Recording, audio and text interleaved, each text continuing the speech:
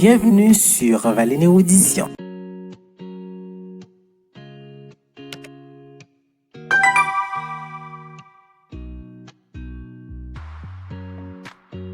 Bonjour et bonsoir à vous tous et à vous toutes, dépendamment de l'heure que vous regardez cette nouvelle vidéo.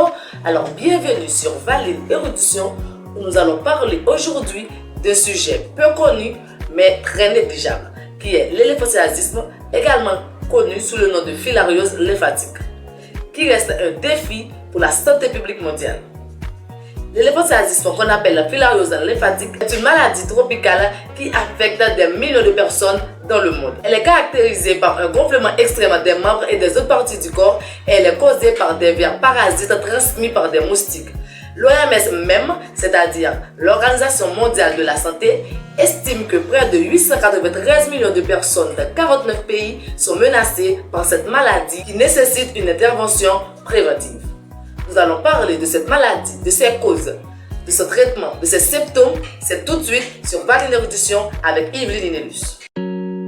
Bienvenue sur Valine Audition. Ici, nous plongerons dans les méandres fascinants de la connaissance, explorons un univers vaste et diversifié de sujets. Que tu sois passionné par L'histoire, la science la culture, ou la philosophie, cette chaîne est ta passerelle vers une exploration intellectuelle enrichissante. attache ta ceinture pour des voyages captivants, À travers les idées, les découvertes et les réflexions qui façonnent notre monde. Valine Érudition est bien plus qu'une simple chaîne. C'est un lieu où la curiosité est encouragée, où les esprits s'aiguisent et où l'apprentissage devient une aventure passionnante. Prépare-toi à élargir tes horizons.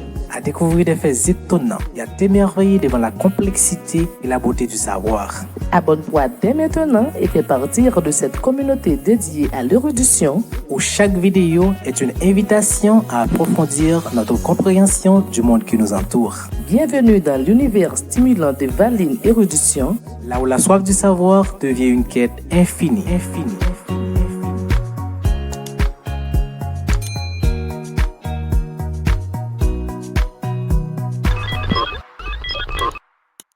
Avant de rentrer vivement dans le sujet, si ce n'est pas encore fait, je vous invite à vous abonner, à partager, à liker et à commenter. Vous êtes sur Valine Érudition, nous allons parler de l'éléphantiasis, également connu sous le nom de filariose lymphatique. Cette maladie est endémique dans les régions tropicales et subtropicales d'Asie, d'Afrique, d'Amérique et des îles Pacifiques. La maladie est causée par 3 types de vers filaires qui sont Bugeria bonpofti, Bugia malaria, Bugia timori. Bugeria bonpofti est le plus commun et responsable de 90% des cas. Les vers filaires sont transmis par plusieurs espèces de moustiques, principalement du genre Culeux, Anophèle, Aedes et Mansonia. Lorsque ces moustiques piquent une personne infectée, ils ingèrent des microfilaires, c'est-à-dire larves des vers, qui peu de temps après se développent, deviennent infectieux et peuvent être transmis à d'autres personnes par la piqûre des moustiques. Voyons maintenant les complications et les symptômes. La filariose lymphatique est asymptomatique à ses débuts, mais elle peut évoluer vers les formes aiguës et chroniques. Voyons la phase asymptomatique. Les personnes peuvent héberger la maladie ou encore les parasites pendant plusieurs années sans symptômes visibles. Cependant, les dommages au système lymphatique peuvent déjà se produire. Voyons maintenant la phase aiguë. Elle est marquée par des épisodes de fièvre, de lymphangite, c'est-à-dire inflammation des vaisseaux lymphatiques, et de lymphadénite, inflammation des ganglions lymphatiques. Des abcès peuvent également se produire dans les zones affectées.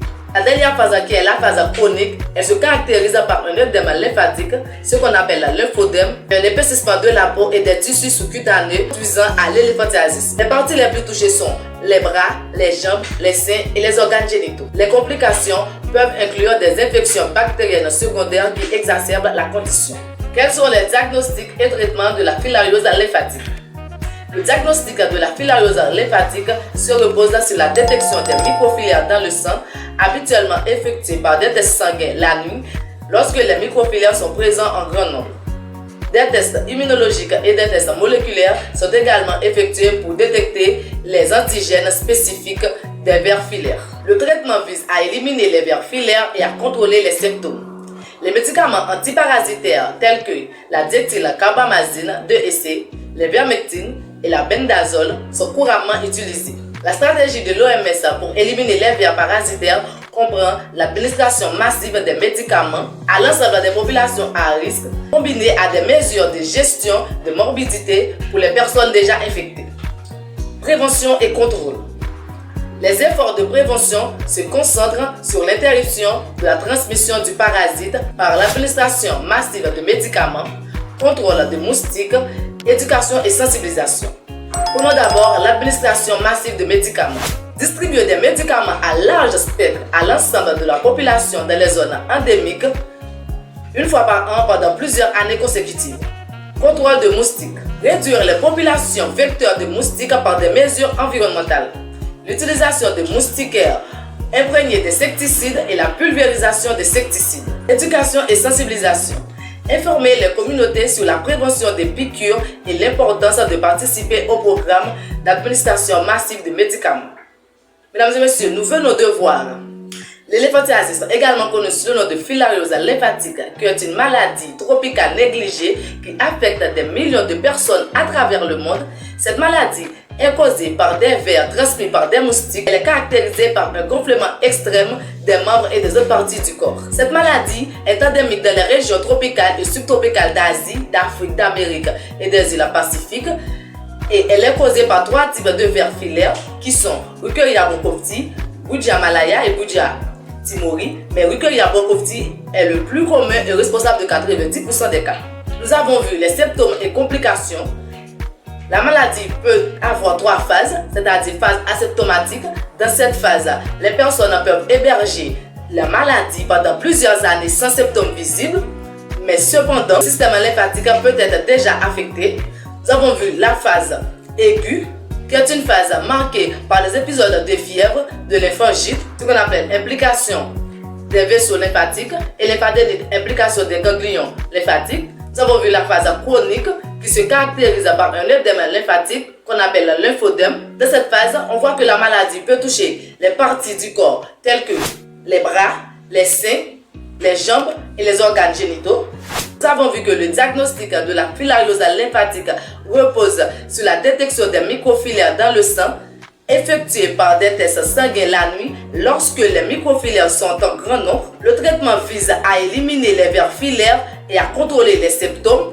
L'Organisation mondiale de la santé, l'OMS, utilise une stratégie qu'on appelle l'administration massive de médicaments pour réduire les populations à risque, gérer la population déjà affectée. Les efforts de prévention se concentrent sur l'interruption de la transmission par, premièrement, l'administration massive de médicaments, c'est-à-dire distribuer des médicaments à large spectre à l'ensemble de la population pendant plusieurs années consécutives.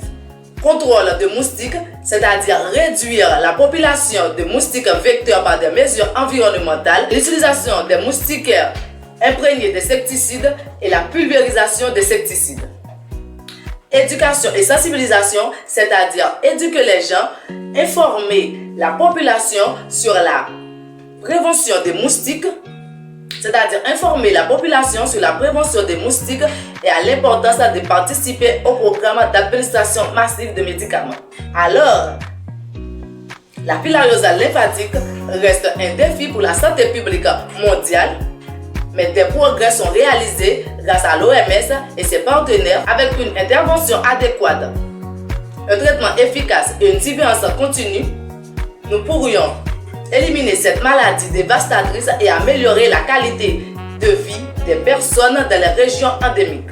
Mesdames et messieurs, j'étais ravie d'être ici avec vous pour parler de la filariose lymphatique. Donc si vous avez des questions, des suggestions, si vous avez un autre sujet pour moi, vous pourriez me laisser en commentaire pour une autre vidéo sur Valine Érudition. À la prochaine. Bienvenue sur Valine Érudition. Ici, nous plongerons dans les méandres fascinants de la connaissance, explorant un univers vaste et diversifié de sujets. Que tu sois passionné par L'histoire, la science la culture, ou la philosophie, cette chaîne est ta passerelle vers une exploration intellectuelle enrichissante attache ta ceinture pour des voyages captivants, à travers les idées. les découvertes et les réflexions qui façonnent notre monde. Valine Érudition est bien plus qu'une simple chaîne. C'est un lieu où la curiosité est encouragée, où les esprits s'aiguisent et où l'apprentissage devient une aventure passionnante. Prépare-toi à élargir tes horizons. à découvrir des faits étonnants et à t'émerveiller devant la complexité et la beauté du savoir. Abonne-toi dès maintenant et fais partir de cette communauté dédiée à l'érudition où chaque vidéo est une invitation à approfondir notre compréhension du monde qui nous entoure. Bienvenue dans l'univers stimulant de Valine Érudition, là où la soif du savoir devient une quête infinie.